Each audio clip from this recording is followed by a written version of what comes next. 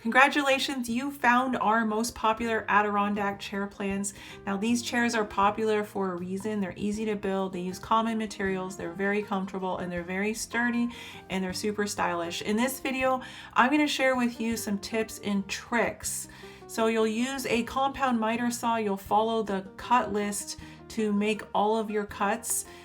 On the seat stringers, you're going to need to make an additional cut so the bottom of the back leg sits flush to the ground. Just use a speed square, mark it at a 90-degree angle, and cut it off with a circular saw.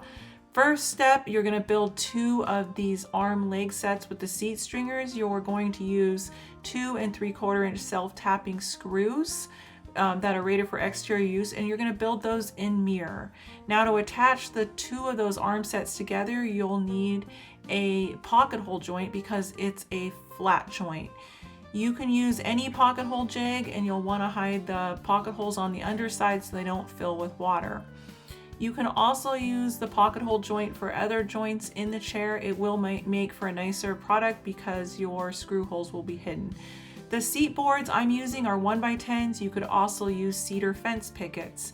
Now for attaching the back support board, you'll want to use a spacer block, which is outlined in the plans, to elevate that back to just the right height so that your chair is built square and the back is in the right position. And then that spacer board can just be added to the back to tie in and add more structure to the chair. For the backboards, again, you can use cedar fence pickets. I used 1x10s. You'll want to leave a little gap in between for drainage. For a finish, you can use any finish that would be suitable for a deck or a fence. The free plans are linked in the description below.